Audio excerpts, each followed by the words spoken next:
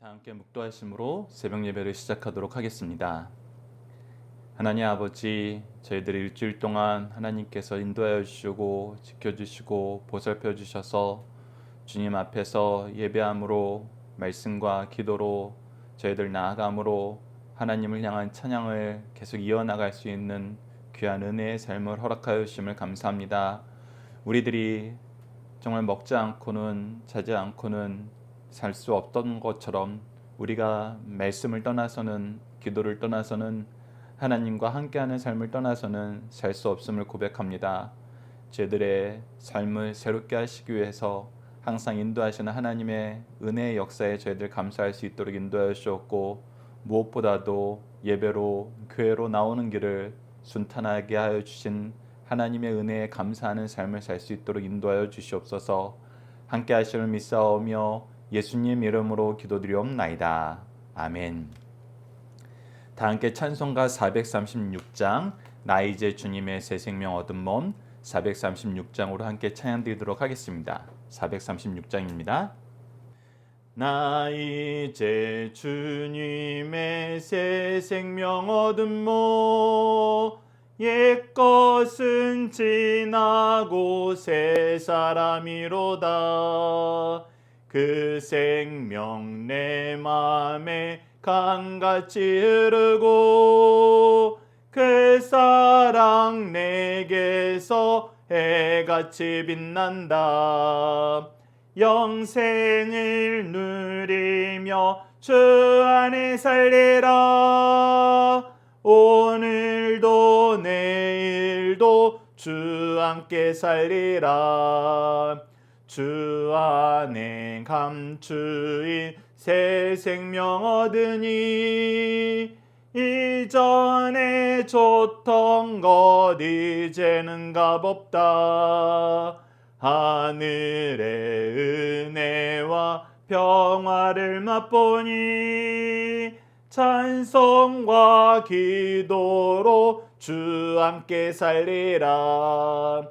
영생을 누리며 주 안에 살리라.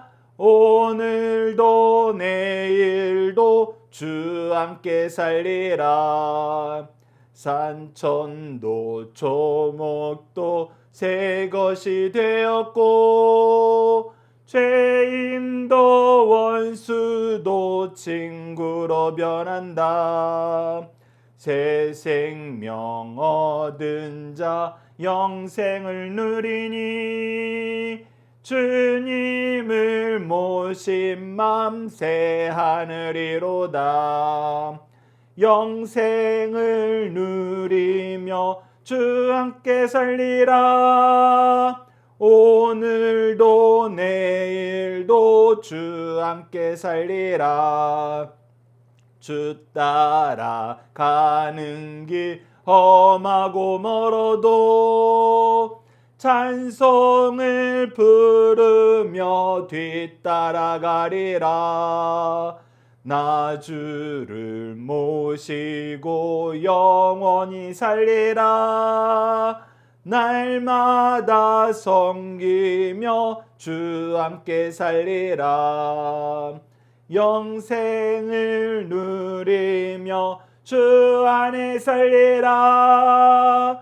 오늘도 내일도 주 함께 살리라. 아멘. 다 함께 사도신경의 내용으로 우리의 신앙을 하나님 앞에 정중히 고백하도록 하겠습니다. 나는 전능하신 아버지 하나님 전지의 창조주를 믿습니다. 나는 그의 유일하신 아들 우리 주 예수 그리스도를 믿습니다. 그는 성령으로 잉태되어 동정녀 마리아에게서 나시고 본디오 빌라도에게 고난을 받아 십자가에 못 박혀 죽으시고 장사된 지 사흘 만에 죽은 자 가운데에서 다시 살아나셨으며 하늘에 오르시어 전능하신 아버지 하나님 우편에 앉아 계시다가 거기로부터 살아있는 자와 죽은 자를 심판하러 오십니다. 나는 성령을 믿으며 거룩한 공교회와 성도의 교제와 죄를 용서받는 것과 몸의 부활과 영생을 믿습니다. 아멘.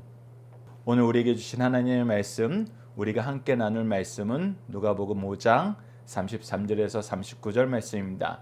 누가복음 5장 33절에서 39절 말씀 제가 봉독해 드리도록 하겠습니다.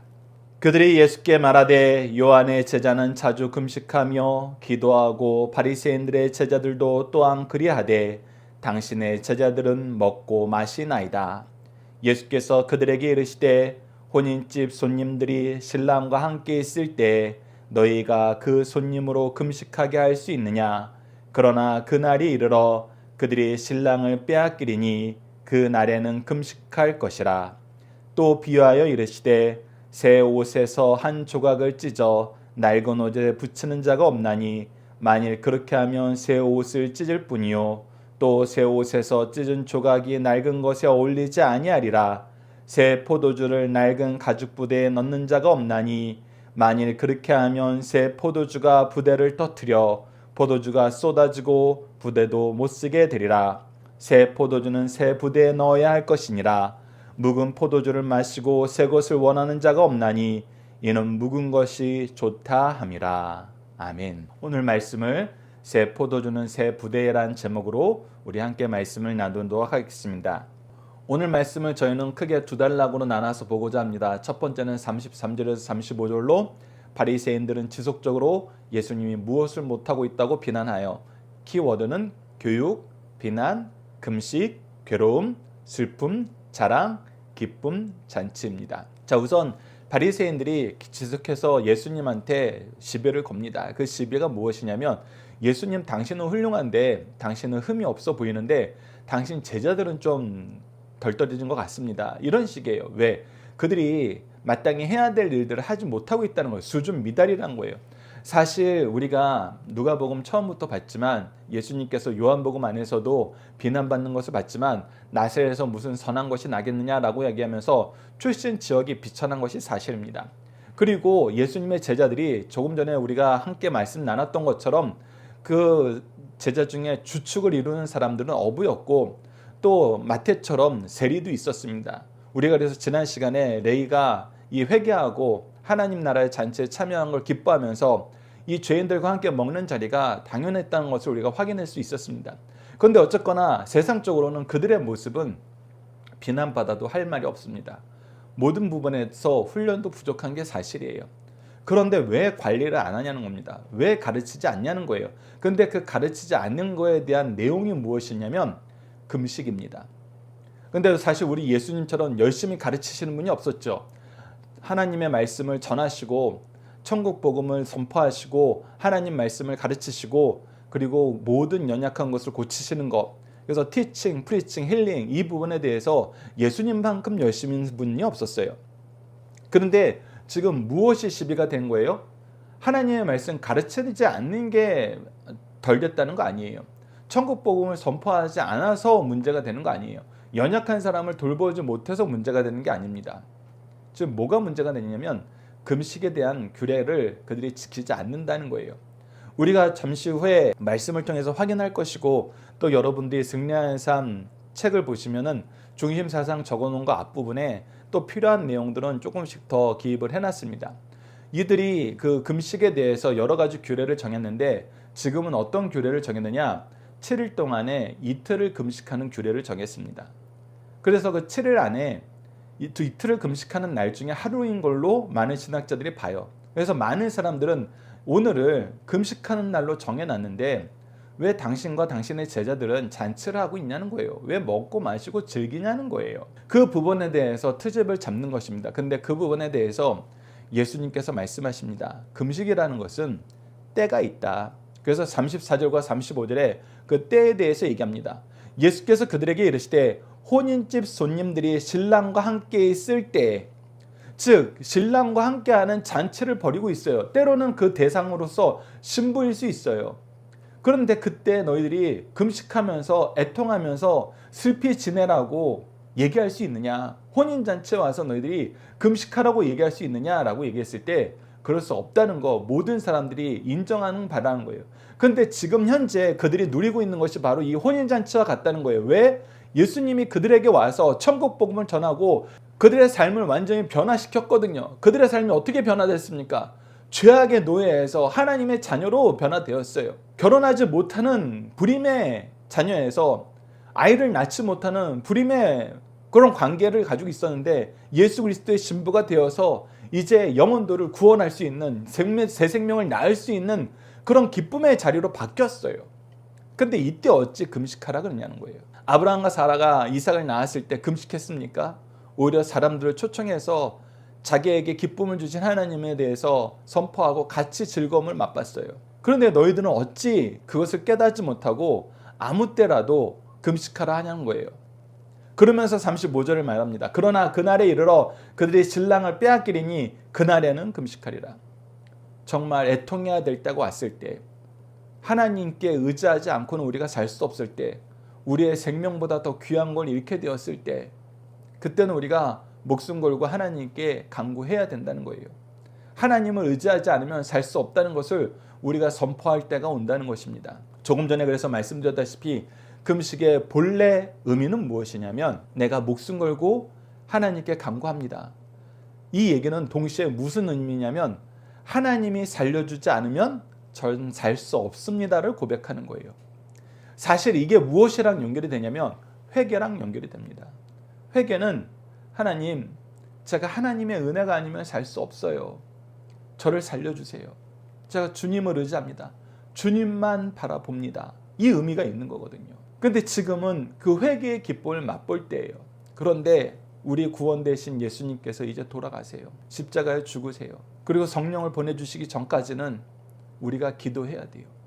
금식하면서 간구해야 돼요. 주여 속히 우리에게 성령을 부어주셔서 주님, 하나님, 우리가 주님이 돌아가셨습니다. 어떻게 해야 됩니까? 우리가 때에 따라서 기도할 때가 생긴다는 것입니다. 그런데 오늘 이들이 금식하지 않았다고 비난하는 이유는 뭐예요? 첫 번째는 조금 전에 설명드렸던 것처럼 때를 구분하지 못하는 것입니다. 내가 기뻐해야 할 때와 하나님께 진심으로 간구해야 될 때 그 때를 구분하지 못하는 거예요. 때를 구분하지 못하면서도 이렇게 얘기하는 이유는 뭐예요? 키워드에서 얘기하는 것처럼 자기 자랑을 하기 위한 거예요. 나는 금식했다? 나 금식 잘한다? 즉 하나님 앞에서 내가 나의 공고함을, 나의 죄됨을, 나의 어리석음을, 나의 연약함을 고백하면서 살려주세요 하는 게 아니라 사람들을 향하여 나 잘했지 라고 얘기하는 것이 바로 금식으로 변질되었다는 것입니다. 즉 하나님께서 아무리 좋은 제도를 줘도 사람들이 자기 마음대로 그것을 해석하고 사용하다 보면은 결국 무엇에 빠지냐면 자기 자랑에 빠져요. 교만에 빠집니다. 그래서 이것을 자기의 경건과 권위로 생각할 때가 있어요. 근데 아니라는 것입니다. 금식하는 것은 자랑이 아니에요. 금식하는 건 자랑이 아닙니다. 나의 의가 될 수 없어요. 오직 하나님을 바라보겠다는 것이 왜 내 의가 돼요? 오히려 나의 부족함과 연약함을 고백하는 것이 되죠. 그래서 우리가 함께 묵상할 말씀을 통해서 이 금식의 본래 취지에 대해서 제도의 시작에 대해서 한번 보도록 하겠습니다. 우선 레위기 23장 26절에서 28절을 보면 하나님께서 분명히 이 제도를 주셨어요. 근데 어떻게 주셨냐면 여호와께서 모세에게 말씀하여 이르시되 일곱째 달 여름날 속죄일이 너희는 성회로 열고 스스로 괴롭게 하며, 이 스스로 괴롭게 한다는 것이 바로 금식한다는 것입니다. 그래서 이 속죄일에는 금식하는 것을 너희들에게 선포한다는 거예요.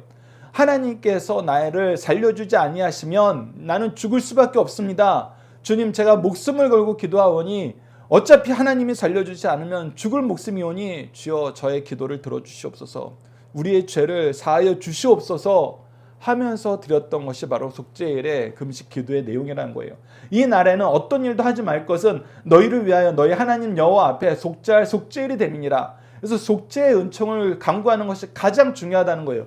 그런데 지금은 어떤 거라는 거예요? 이 속죄의 은총에 대한 기도의 응답이 우리에게 왔다는 거예요. 바로 예수 그리스도께서 우리에게 오셨다는 거예요. 그래서 기쁨의 잔치의 시간이라는 거예요. 우리 기도가 성취되었다는 것을 기뻐하는 자리라는 거예요. 그런데 너희들이 이 성취된 걸 기뻐하지 못하고 전혀 엉뚱하게 들어주세요 하고 있다는 거예요. 들어줬다고. 근데 왜 또 들어달라 그러냐고. 이게 얼마나 미련하고 어리석은 일이라는 거예요. 근데 이들이 이렇게 어리석고 미련해진 이유가 뭐라는 거예요? 자기 자랑에 빠졌다는 거예요. 계속해서 봅시다. 언제 금식하게 되냐면 사사기 20장 26절에 보면 이에 온 이스라엘 자손이 모든 백성이 올라가 베델에 이르러 울며 거기서 여호와 앞에 앉아서 그날이 저물도록 금식하고 번제와 화목제를 여호와 앞에 드리며, 이 내용은 베냐민 지파가 가증한 일을 벌였습니다. 그래서 하나님께서 올라가서 이 베냐민 지파 전쟁을 하라 그랬어요. 근데 전쟁을 하러 올라가면 올라가는 족족이 깨지는 거예요. 이기질 못하는 거예요. 그래서 하나님이 올라가라 그러셨고 저 가증한 일을 한 이 베냐민 지파를 우리가 단죄해야 되는데 하나님 어째서 우리가 저들에게 계속 집니까? 계속 우리의 생명을 저들에게 넘기십니까? 라고 얘기하면서 하나님께서 공의롭게 역사해 달라고 열심히 기도하는 거예요. 이 위기는, 이 일은 하나님이 해결해 주셔야지 하나님이 하지 않으시면 해결이 안 됩니다 라고 우리가 간절히 기도하는 그 기도가 필요할 때, 간곡한 기도가 필요할 때는 우리가 금식을 선포할 수 있다는 것입니다. 다니엘서 10장 3절을 보시죠. 새 이래가 차기까지 좋은 떡을 먹지 아니하며 고기와 포도주를 입에 대지 아니하며 또 기름을 바르지 아니하니이다. 우리가 지난주에 예언서 말씀을 시작하면서 10장에서 12장 말씀이 무엇이었어요? 네 번째 환상을 우리에게 보여주는데, 그때는 더 디테일하게 우리가 앞으로 경험해야 될 그 고난에 대해서, 환난에 대해서 얘기하고 있습니다. 특히 이스라엘 민족이 예수 그리스도께서 오시기 전에 저 그리스도로 상징되는 이 존재들이 나타나서 얼마나 하나님의 백성들을 괴롭힐 것을 우리에게 가르쳐주고 있어요. 그러니까 이 놀라운 시험의 역사, 이 과정의 역사를 본 다음에 다니엘이 견딜 수가 없었어요. 그래서 하나님의 긍휼을 위해 바라는 마음으로, 하나님의 은혜의 역사가 이스라엘 백성에서 떠나지 않게 원하는 마음으로 제사장이 되어서 먼저 금식 기도를 하는 거예요. 하나님의 말씀 앞에서 그 말씀의 정당함과 그 안에 하나님의 은혜의 역사가 있길 바라면서 금식 기도하는 겁니다. 그때 따로 우리가 개별적으로 금식 기도를 할 수 있어요. 스가랴서 8장 19절 보시죠. 만군의 여호와가 이같이 말하노라. 넷째 달 금식과 다섯째 달 금식과 일곱째 달의 금식과 열째 달의 금식을 변하여 유다 족속에게는 기쁨과 즐거움과 희락과 절기들이 되리니 오직 너희는 진리와 화평을 사랑할지니라. 우리가 금식하게 되었다는 것은 그만큼 공공해졌다는 거예요. 어려워졌다는 거예요. 하나님의 은혜가 더 절실해졌다는 거예요. 그래서 하나님 외에는 다른 것을 의지할 수 없다고 계속 우리가 고백하는 건데, 하나님께서 우리에게 미리 말씀하여 주신 것은 무엇이며, 이 금식이 무엇이 된다? 기쁨과 즐거움과 희락의 절기들이 된다. 이제 이 금식의 기도를 우리가 응답받을 때가 온다. 근데 지금 예수님을 만났을 때가, 예수님과 함께 있을 때가, 즉 예수님의 제자들이 즐기는 것이 바로 이 금식의 절기 때 우리가 목숨 걸고 기도했던 이 기도의 응답이 왔다는 것인데, 너희들이 왜 이것을 깨닫지 못하냐는 거예요. 왜 깨닫지 못해요? 이것이 자기 자랑이 되었기 때문이에요. 누가복음 18장 12절을 보시죠. 나는 일에 2번 금식하고 또 소득에 11조를 드리나이다 하고 있고, 이 바리새인들이 자기 자랑을 위해서 기도할 때 이렇게 기도한다는 거예요. 나 금식 잘했죠? 저 11조 잘했죠? 내가 하는 모든 것이 감사와 겸손과 하나님을 의지하는 절대적인 매달림이 아니라 자기 자랑이란 거예요. 누구를 향한 자랑? 이 세리, 자기보다 못한 사람들을 두고 자랑하는 거. 그러니까 예수님과 예수님의 제자들을 무시하고 싶은데, 자기네들이 더 잘났다라고 얘기하고 싶은데, 제가 하나님의 말씀으로는 안 되는 거예요. 그러니까 뭐 하는 거예요? 내가 원래 하던 거, 자랑할 수 있는 거 무엇이든 끄집어내는 거예요. 무슨 이유를 끄집어내서 그것을 자기 자랑으로 바꾸는 거예요. 그러면은 하나님이 우리에게 주신 본뜻이 사라집니다. 그래서 이사야서 58장 6절을 보시죠. 내가 기뻐하는 금식은 흉악의 결박을 풀어주며 멍에의 줄을 끌어주며 압제당하는 자를 자유하게 하며 모든 멍에를 꺾는 것이 아니겠느냐. 하나님께서 우리에게 주시는 금식의 기쁨은 자유함이라는 겁니다. 회복이라는 거예요. 근데 회복을 거절하면서 금식하는 건 이거 얼마나 어리석은 거예요. 너무 어리석은 거예요. 너무 비참한 것입니다. 요엘서 2장 12절로 14절도 보시죠. 여호와의 말씀에 너희는 이제라도 금식하며 울며 애통하고 마음을 다하여 내게 돌아오라 하셨나니 너희는 옷을 찢지 말고 마음을 찢고 너희 하나님께로 돌아올지어다. 중요한 것은 우리가 하나님께로 돌아가는 그 심령이에요. 근데 하나님께 돌아가지는 않고 자기 자랑을 만들어요. 자기 자랑을. 그러니까 좋은 제도를 줘도 이 제도의 본래 취지에 벗어나면은 이것은 죄가 된다는 거예요. 악이 된다는 것입니다. 은혜로우시며 자비로우시며 노하기를 더시하며 인애가 크신 뜻을 돌이켜 재앙을 내리시지 아니하시니. 그래서 그날은 하나님의 은혜를, 자비를, 노하기를 더대하시며 인애가, 사랑이 크심을 경험하는 날이에요. 그래서 우리도 금식을 통해서 우리가 사람들에게 전해줘야 되는 것은 무엇이냐면 은혜를 베푸는 거예요. 자비를 베푸는 거예요. 그들을 위해서 인내하고 사랑으로 채워주는 거예요. 그래서 원래 체제는 금식하고 나서 그 금식하면서 남겼던 걸 뭘로 하는 거예요? 우리가 어려운 사람 도와주는 데 썼던 것이 유대 문헌에서 남아있다는 거예요. 그러면 내가 금식함으로 내가 베풀 수 있는 건 사랑이라는 거예요.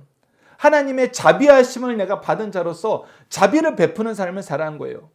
그런데 이들은 금식하고 뭐예요? 비난해요. 비방해요. 오히려 내가 목숨 걸고 기도하고 뭐 하는 거예요? 죽이는 자가 되는 거예요. 살려달라고 기도하고 죽이는 자가 되는 거예요. 이것처럼 어리석고 이것처럼 미련한 게 없다는 거예요. 더 나아가서 이것처럼 악한 게 없다는 것입니다. 하나님께 생명을 살려달라고 기도하고 나는 죽이는 자가 되는 거예요. 그래서 우리가 하나님의 뜻과 하나님의 방법을 찾아야 된다는 것입니다. 계속해서 요엘서 2장 14절 말씀 봅시다. 주께서 혹시 마음과 뜻을 돌이키시고 그 뒤에 복을 내리사 너희 하나님 여호와께 소제와 전제를 드리게 하지 아니하실지 누가 알겠느냐. 즉 우리가 이렇게 금식하면서 금식의 기쁨을 맛볼 때 가장 큰 기쁨은 뭐예요? 우리의 예배가 회복됐다. 여호와께서 소제와 전제를 드리게 하지 아니하실 줄 어떻게 아느냐. 우리가 하나님의 백성으로서 하나님과 같이 동행하면서 산다는 의미가 바로 이 예배예요. 근데 우리가 예배를 징계를 받았어요. 우리 다니엘서에서 확인했던 거예요. 더 이상 우리가 예배를 드릴 수 없는 존재가 돼버렸어요. 그런데 하나님께서 어떤 은혜를 주신다? 예배를 회복시켜 주신다. 하나님과 동행하는 삶을 회복시켜 주신다. 임마누엘 대신 예수님이 오셔서 이것을 우리에게 성취해 줬어요. 우리와 함께 하신다는 거예요. 주님과 함께 하는 것이야말로 참된 예배라는 겁니다. 참된 복이라는 거예요. 우리가 그것을 바라보고 가야지 왜 엉뚱한 걸 얘기하냐는 거예요. 왜 엉뚱한 걸 주장하냐는 거예요. 자, 두 번째 단락을 보도록 하겠습니다. 두 번째 단락은 36절에서 39절입니다. 예수님이 낡은 것과 새 것이 함께 할 수 없음을 반복하여 말씀하신 이유는 무엇입니까? 이 단락의 키워드는 새 것과 옛 것.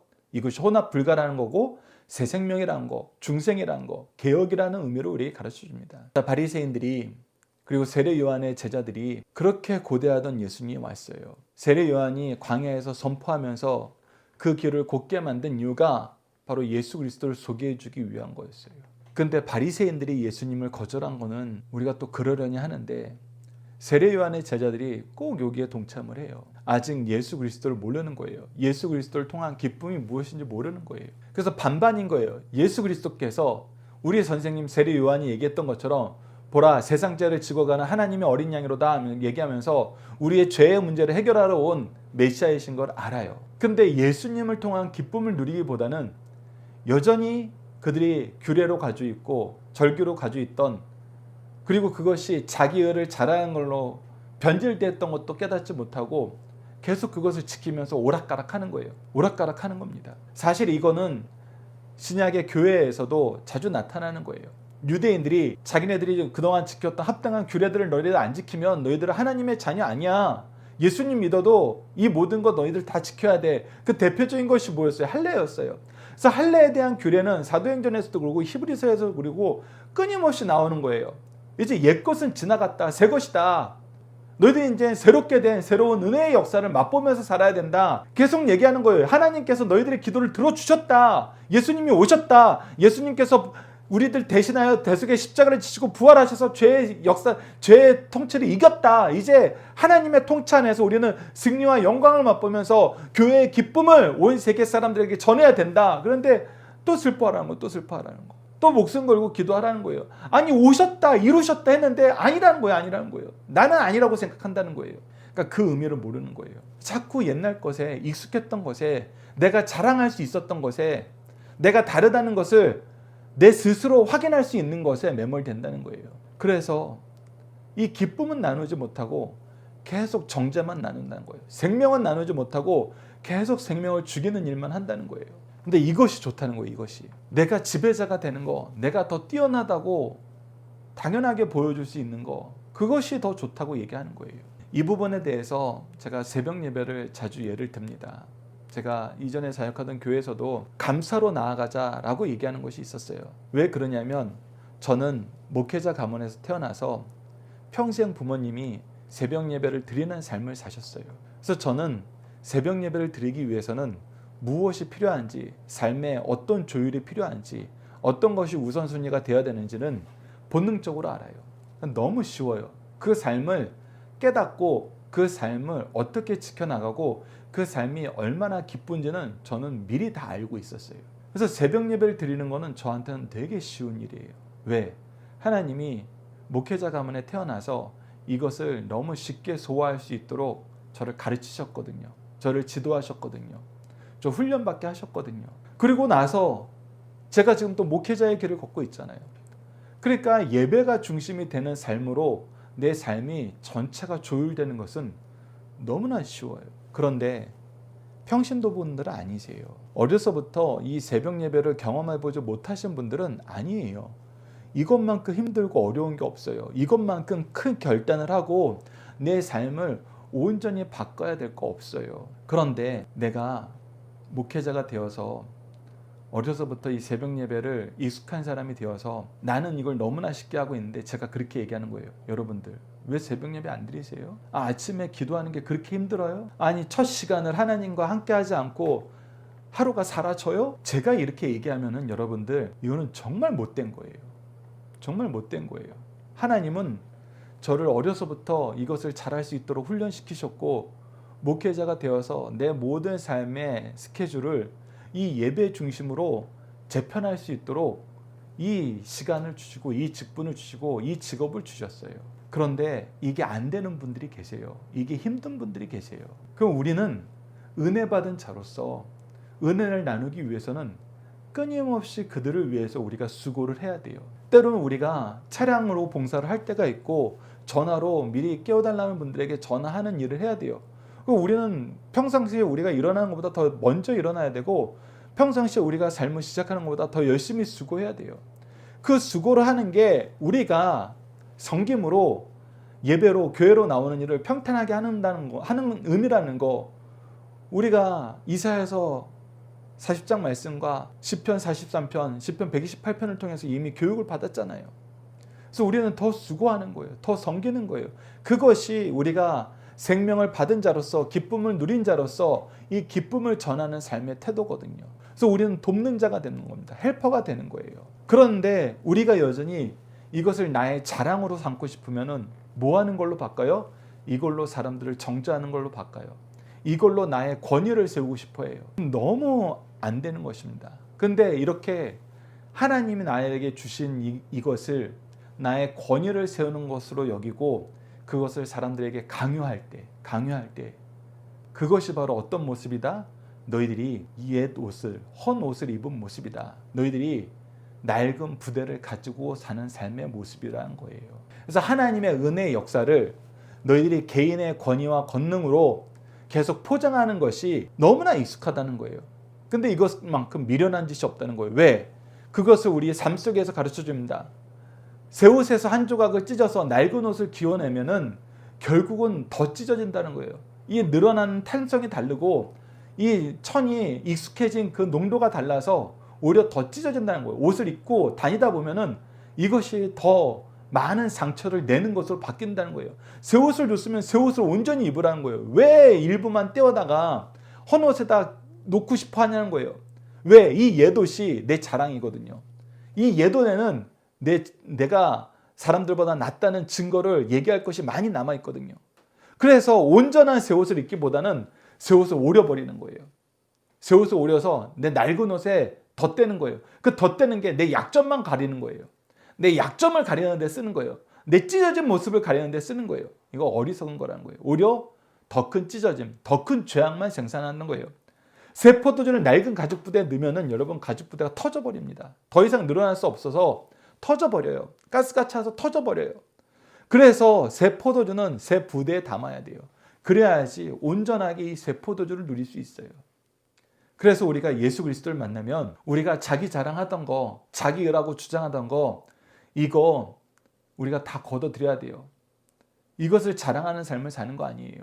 이것은 내가 더 은혜 받았다는 증거예요. 제가 새벽 예배를 드릴 수 있고 새벽 예배가 저희 가족들보다 우리 교회 성도들보다 승리하는 삶을 드리는 모든 사람들보다 강성성경 연구원 사람들보다 더 짓게 되는 것은 내가 받은 은혜가 크기 때문이에요. 제가 다른 분들은 예배를 만들고 동영상 올리는 거 어려워하지만 저는 너무나 쉽게 매일매일 여러분들에게 이거를 제공할 수 있는 것은 제가 받은 은혜가 크기 때문이에요. 이것이 제 자랑이 될 수가 없어요. 이것이 제 경건이 될 수가 없어요. 이거는 그냥 하나님이 주신 은혜예요. 감사해요. 그래서 제가 여러분들에게 더 제공해 줄 수 있는 거예요. 여러분들이 각자 자기 자리에서 그래서 이렇게 시작하는 것입니다. 제가 제안 드릴 수 있는 것은 이 얘기뿐이에요. 여러분들 각자 자리에서 정한 시간, 정한 장소, 정한 순서를 정하십시오. 그래서 그곳이 예배하는 곳이 되게 하십시오. 사실 코로나 시기에 우리가 이것을 했어야 됐어요. 제가 그래서 너무나 죄송해요. 우리가 예배 가는 게 너무 힘들어졌어요. 모이는 게 너무나 힘들어졌어요. 여러분들 걱정하지 마세요. 이때를 위해서 승리한 삶을 준비해 놓았습니다. 여러분들이 가정에서 각자가 예배를 인도할 수 있도록 여러분들이 정한 시간, 정한 장소, 정한 순서를 따라서 마음과 뜻과 정성을 다하여 영과 진리로 예배를 준비하는 사람이 될 수 있도록 예배의 리더가 될 수 있도록 이것이 미리 준비되어 있습니다. 그러니 여러분들 혹시 정말 가고 싶은데 가야 되는데 하나님이 허락하지 않으셔서 못 가게 됐을 때는 다니엘과 세 친구가 하나님께 예배하는 것을 확대시키고 다니엘이 목숨을 걸고도 하나님께 기도하는 거, 하나님께 예배하는 그 시간과 장소와 순서를 변경하지 않았던 것처럼 여러분들 가정에서 예배를 드리십시오. 예배자가 되십시오. 사실 이것을 나눴어야 됐어요. 이때를 위해서 준비해 주셨던 것인데 저는 도리어 그것을 못했습니다. 그래서 여러분들에게 너무나 죄송해요. 그래서 다시 한번 말씀드리고 싶습니다. 오늘 이 말씀, 새 포도주 새 부대로 나는 이 말씀을 따라서 여러분들 이제 여러분들의 삶이 변하셨으면 좋겠어요. 어떤 삶으로? 여러분들이 새로운 예배 리더로 세우심을 받을 수 있는 그런 제도를, 그런 기회를 우리에게 주셨잖아요. 승리한 삶으로 우리가 훈련받을 수 있도록 도와주셨잖아요. 그래서 이 은혜로 우리가 이 은혜를 먼저 받은 자로서 이 은혜로 온전히 섬기는 자, 이것이 새 포도주를 새 부대에 넣는 거예요. 새 포도주가 왔으면 우리가 이제 은혜를 받은 자로서 은혜를 주는 자로 완전히 바뀌어야 됩니다. 그것이 바로 새 생명을 얻는 거예요. 그것이 바로 우리가 중생하는 거예요. 그것이 바로 우리가 개혁을 하는 것입니다. 그래서 개혁주의는 온전히 바꾸는 거예요. 온전히. 나의 의를 주장하는 삶은 아니라, 나의 의를 위해서 사는 삶이 아니라 온전히 섬기는 삶으로 변하는 거. 예수님은 우리에게 오늘 이것을 얘기하는 것입니다. 그러면서 마지막 39절에 우리에게 경고를 하세요. 묵은 포도주를 마시고 새 것을 원하는 자가 없나니 이는 묵은 것이 좋다 함이니라. 자기 자랑이 되는 것이 조금이라도 남아있고 자기 자랑을 하려는 사람들이 그 목적이 남아있는 사람은 절대 복음의 일꾼이 될 수 없다는 거예요. 새 부대가 될 수 없다는 거예요. 새 포도주를 나눠주는 사람이 될 수 없다는 거예요. 이것이 적당히 걸쳐서 될 것 같으면은 예수님이 이 말씀을 안 하세요. 바꿔야 된다는 거예요. 회개해야 된다는 거예요. 그래서 회개가 중요합니다. 참된 회개가 없으면 끊임없이 자기 자랑하고 싶어요. 이것을 여러분들이 기억해 주셨으면 합니다. 자, 함께 묵상할 말씀을 통해서 간략하게 이 내용을 확인해 보도록 하겠습니다. 고린도후서 5장 17절을 보십시오. 그런즉 누구든지 그리스도 안에 있으면 새로운 피조물이라 이전 것은 지나갔으니 보라 새 것이 되었도다. 이제 이전 것은 버려야 돼요. 자기 의를 위해서 율법을 지키는 삶은 버려야 돼요. 자기 의를 자랑하던 이 어리석은 삶은 버려야 된다는 것입니다. 고린도후서 7장 10절로 11절을 보시죠. 하나님의 뜻대로 하는 근심은 후회할 것이 없는 구원에 이르게 하는 회개를 이루는 것이요 세상 근심은 사망에 이르는 것이라. 우리가 근심하는 삶에서 벗어날 수 없어요. 그런데 하나님 안에서 근심하는 것은 회개의 역사를 통해서 우리에게 새 생명을 얻게 하세요. 근데 세상에서 근심하는 것은 끊임없이 나 자랑하는 거예요. 오히려 나를 죽이는 거예요. 사람을 죽이는 거라는 거예요. 보라, 하나님의 뜻대로 하게 된 이 근심이 너희를 얼마나 간절하게 하며, 얼마나 변증하게 하며, 얼마나 분하게 하며, 얼마나 두렵게 하며, 얼마나 사모하게 하며, 얼마나 열심히 있게 하며, 얼마나 벌하게 하였는가. 즉 우리가 하나님의 은혜를 보면 간절해질 수밖에 없어요. 그리고 이 은혜의 역사에 대해서 내가 끊임없이 변증할 수밖에 없어요. 이것을 설명하고 이것을 이해시키기 위해서 노력한다는 거예요. 그러면서 얼마나 분하게 되냐면 내가 이 죄악된 세상을 계속 살았구나. 내가 나의 의를 위해서 살았구나. 이 죄가 얼마나 교묘한지 우리가 알고 이 죄에 대해서 분하게 되는 거예요. 그러면서 이 죄의 결과가 얼마나 두려운 줄 우리가 알게 되는 거예요. 우리가 죄악의 노예가 되었을 때, 예수 그리스도의 은혜가 없었을 때는 우리는 전혀 이기는 삶을 살 수 없었구나. 내가 조금 잘났다고 생각하고 너고 조금 졌다고 생각하는데 이것이 오히려 죄악이 우리를 유혹하는, 죄를 짓게 만드는 길이었구나. 그래서 두렵게 되고 얼마나 사모하게 됩니까? 예수 그리스도의 은혜를 사모하게 돼요. 예수 그리스도의 은혜 안에서 사는 것이 얼마나 기쁜 힘을 알게 돼요. 그래서 이거에 대해서 우리가 열심히 있게 된다는 것입니다. 사랑을 전하는데, 생명을 전하는데 열심히 있게 된다는 거예요. 그리고 이제 우리가 우리 과거의 모습을, 죄악된 모습을 이제 벌하게 되는 예수 그리스도의 은총을 바라보면서, 예수 그리스도의 승리를 바라보면서 살게 된다는 것입니다. 그래서 너희가 그 일에 대하여 일체 너희 자신의 깨끗함을 나타내었느니라. 즉 죄에서 완전히 돌아서는 삶, 죄는 더 이상 우리가 용납하지 않는 삶으로 살게 되었다는 것입니다. 이것이 성령의 은혜라는 거예요. 그래서 우리는 생명을 살리는 일을 하지 죽이는 일을 하지 않아요. 그래서 이 일을 하기 위해서는 우리가 끊임없이 말씀으로 개혁을 해야 됩니다.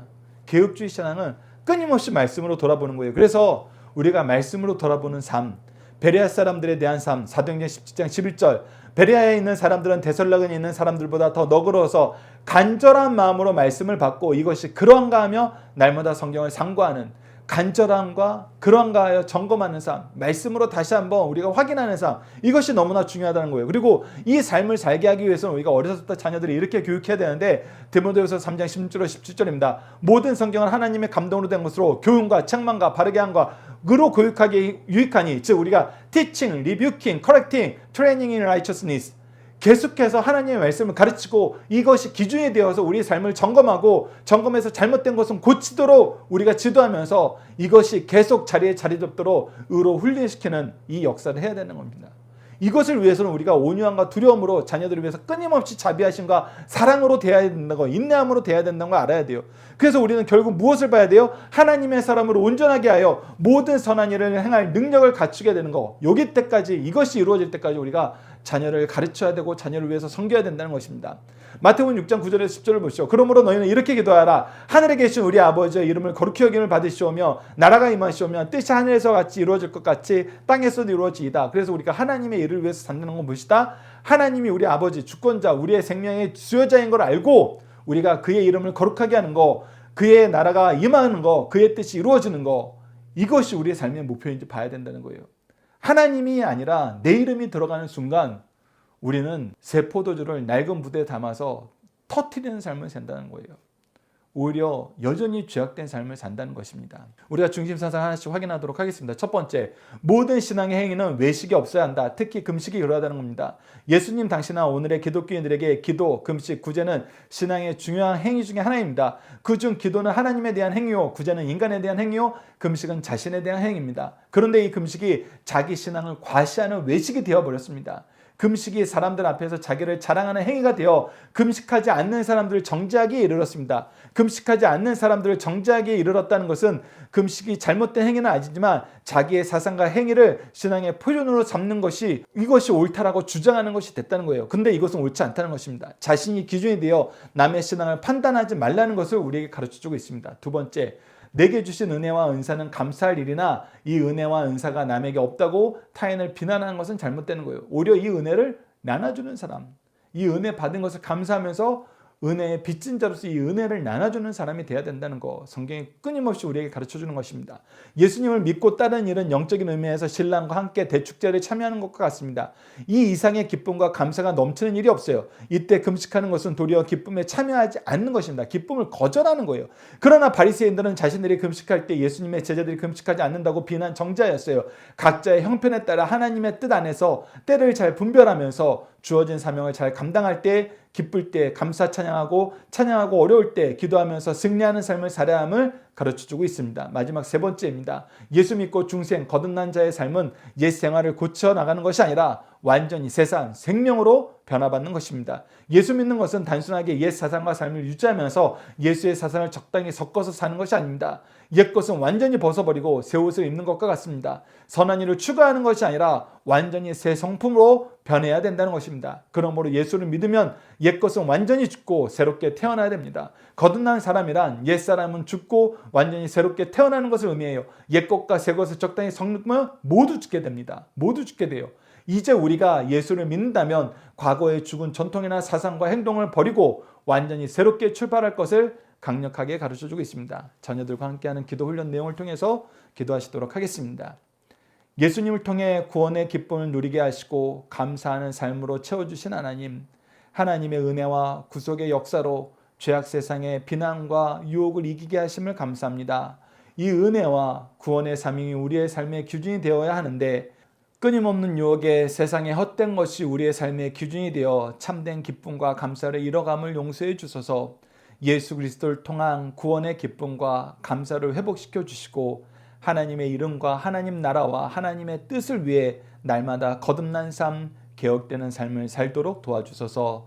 예수님 이름으로 기도드립니다. 아멘. 주기도문으로 예배를 마치겠습니다. 하늘에 계신 우리 아버지, 아버지의 이름을 거룩하게 하시며 아버지의 나라가 오게 하시며 아버지의 뜻이 하늘에서와 같이 땅에서도 이루어지게 하소서. 오늘 우리에게 일용할 양식을 주시고 우리가 우리에게 잘못한 사람을 용서하여 준 것 같이 우리 죄를 용서하여 주시고 우리를 시험에 빠지지 않게 하시고 악에서 구하소서. 나라와 권능과 영광이 영원히 아버지의 것입니다. 아멘. 각자 기도하는 시간 갖도록 하겠습니다.